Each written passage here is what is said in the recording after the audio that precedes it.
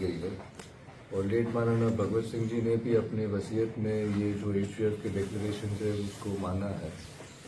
तो जहाँ तक वसीयत की बात है, अगर कोई वसीयत की बात करे तो वसीयत की बात सिर्फ एग्जीक्यूटर कर सकता है, और वो आज के दिन अरविंद सिंह जी हैं। और बाकी कोर्ट ने तय कर दिया है, ट्राइब्यूनल ने तय कर दिया है कि ये पारिवारिक संपत्ति है, और जहाँ पूजा का स्थल है आप वैसे भी नहीं रोक सकते हैं। तो मेरा तो पूरा हक बनता है कि मैं वहाँ जा के रोक लगाऊं, और कानूनी स्थिति तो यही है। सर, जो आपका जो परंपरा है धूनी के दर्शन करना, उसके बाद एकलिंग जी के दर्शन करना, उसके बाद शोक निवारण की जो परंपरा है, जिला प्रशासन ने अपनी तरफ से 143 में उसको अधिकृत किया है, सारी चीजें हैं, लेकिन अगर जिला प्रशासन इस सब में फेल रहता है तो आप लोगों का आगे का क्या रोड मैप रहेगा इसको? जहाँ तक परंपरा की बात है, मैं तो एक थोड़ा सा हिस्ट्री में बता दूं कि जब एकलिंग जी मंदिर धूनी से पुराना है। धूनी माता धूनी का स्थल यहाँ जब हुआ जब उदयपुर बसा है, तो एकलिंग जी के दर्शन अलग है और धूनी पे दर्शन देना अलग है। और नोटिस तो जो उन्होंने दिया था कल, तो अब एकलिंग जी तो जाना है और वो ज़्यादातर कल ही जाएंगे। और जो नोटिस पेश किए हैं वो इन अ सेंस, जब प्रॉपर्टी HUF प्रॉपर्टी है तो नोटिस कहाँ से आएंगे? उसमें बहिष्कृत बताया था महेंद्र सिंह जी मेवाड़ को कि ये बहिष्कृत पहले ही भगवत सिंह जी ने कर दिया था, नोटिस में ये उन्होंने कर रखा है। ये देखिए, वो विल की बात कर रहे हैं, जो विल में उन्होंने लिखा है, और जो नोटिस में लिखा है ये कोर्ट ऑर्डर और जो कोर्ट रिकॉर्ड उसके खिलाफ है। तो इसीलिए आप ये क्रिमिनल ट्रेसपास कैसे हो सकता है जब पूरी संपत्ति HUF प्रॉपर्टी है, मैं परिवार का सदस्य हूँ, तो मेरे तरफ से तो क्रिमिनल ट्रेसपास कैसे हो सकता है? कोई दर्शन दे के वापस आ रहा है, वो क्रिमिनल ट्रेसपास कहाँ से हुआ? एकलिंग जी मंदिर की बात है, आप मंदिर को कैसे बंद कर रहे हैं? और मंदिर में कौन सा क्रिमिनल ट्रेसपास? हम तो दर्शन दे के वापस आएंगे। क्या ये तानाशाही है? किस तरह से मानते हैं? अब तानाशाही है, अगर मैं नहीं कर पाता हूं तो ये तो प्रशासन के फेलियर है। और ऐसे नोटिस भेज करना, और ये जो अखबार वाले ऐसे नोटिस छाप भी लेते हैं कि ये तो एक अंग्रेजी में कहें अब्सर्ड है कि कोई मंदिर में क्रिमिनल ट्रेसपास कैसे कर सकता है? वो तो मंदिर में तो दर्शन के लिए ही जाएंगे। दर्शन को लेके आपका क्या रुख रहेगा? क्योंकि कई धूनी दर्शन को लेके आपका क्या रुख रहेगा? और कई जगह पे लग रहा है कि समर्थक अब उदयपुर की तरफ आ सकते हैं। कानून व्यवस्था को लेके आप क्या मैसेज देना चाहेंगे? आगे का पूरा रुख क्या योजना है? कानून व्यवस्था के लिए मैं एक बात तो जरूर कहना चाहता हूं कि एक तो मैं सबको धन्यवाद देता हूं कि आप सब लोग ने मुझे साथ दिया, और मुझे खुशी है कि मेवाड़ के लोग गलत चीज के खिलाफ आवाज उठा रहे हैं। लेकिन आवाज उठानी है, लेकिन कानून को अपने हाथ में नहीं लेना है, वो तो मैं स्पष्ट कर देता हूँ।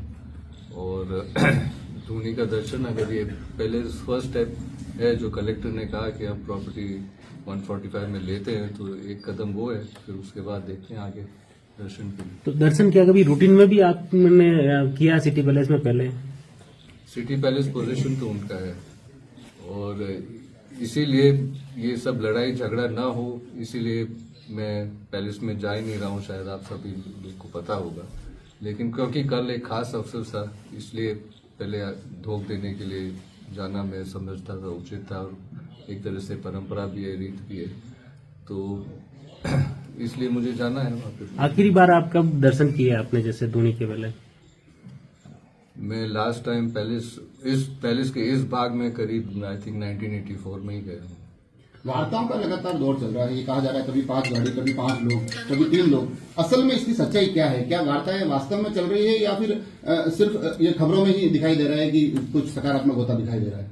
अब जो वार्ता में बात चल रही थी, वो जो वार्ता करते हैं वो ही कह सकते हैं कि सही है कि गलत, लेकिन ये बात मेरे पास भी आई थी कि पहले कुछ 10 गाड़ी, फिर 5 लोग, फिर 10 लोग, फिर 3 लोग। तो मेरे ख्याल से सही क्या है, एक्चुअली ये सीरियस प्रपोजल था कि सिर्फ ज्यादा समय लेने के लिए कि लोग थक जाएंगे, इसलिए ये बात नहीं की जा रही थी। वो सच क्या है तो वो मैं नहीं कह सकता। आज कोई समर्थकों के साथ में बैठक वगैरह का कोई दौर है? अभी कुछ लोग कहीं से चारों तरफ से मेवाड़ के अलग अलग इलाकों से आ रहे हैं, सब आगे का आह्वान किया हुआ है कुछ आने का? आगे का आह्वान तो नहीं है, जो लोग आ रहे हैं उनके अपने दिल से आ रहे हैं, मन से आ रहे हैं, और जो आएंगे तो सबसे पहले यही है कि जो कल तय हुआ था रात को, कलेक्टर ने ऑर्डर ये 145 का है, उस पर वो कायम रहे और आगे कार्रवाई करे। और एक चीज ये भी है कि जैसे मैंने पहले कहा कि जब भी आप बिल की बात करें और बात चल रही थी तो किसके साथ बात चल रही है, क्योंकि अगर कोई भी अपना हक बिल के थ्रू मांगता है या बिल की बात होती है तो वो एग्जीक्यूटर ही है। आज तक एग्जीक्यूटर तो सामने आया नहीं, किसी और से बात हो रही है, तो अब तो इसलिए ये भी एक प्रश्न तो उठता है। आप दर्शन करने जब जाएंगे धोनी के, तो क्या अकेले जाएंगे या जो जितने भी राव उमराव है उस हिसाब से जाएंगे? क्या आपकी क्या योजना है? देखिए, ये एक परिवार में पूज्य स्थल है, तो मैं तो अकेला भी जा सकता हूँ, परिवार के साथ भी जा सकता हूँ, जो हमारे साथ पीढ़ियों तक जुड़े हुए हैं उनके साथ भी जा सकता हूँ, और ये शांतिपूर्वक भोग देने के लिए जाना है। तो इसलिए इसमें कोई पाबंदी नहीं होनी चाहिए, और जैसे वह समय हो, अगर लोग साथ में हैं तो कुछ लोग साथ में जाएंगे। वैसे स्थल है तो कोई भीड़ तो लेके नहीं जाएगा, लेकिन जो जितने भी लोग साथ में हैं वो जाना चाहिए। मेवाड़ राज परिवार के साथ साथ आप स्वयं विधायक हैं, आपकी पत्नी सांसद हैं, इतने सक्षम पदों पर आपकी सरकार होते हुए भी अगर प्रशासन इस प्रकार से पंगु दिखाई दे रहा है, तो क्या आपको लगता है कि इसके पीछे कहीं कोई ऊपर खाने से दबाव की राजनीति खेली जा रही है? अब ये जो प्रशासन ने कल जो ढील बताई है, मैं तो यही वर्ड यूज करूंगा, ढील बताई है। और अगर ये बताते रहते हैं तो ऐसे जैसे आपने प्रश्न पूछा है, ये ऐसे प्रश्न तो जरूर उठेंगे। एक सवाल ये था सर कि वो कलेक्टर के नोटिस के खिलाफ कोर्ट में जाने के प्लान बना रहे हैं, तो ये अगर कोर्ट से स्टे आ जाता है तो ये तो मामला लंबा खिंच जाएगा।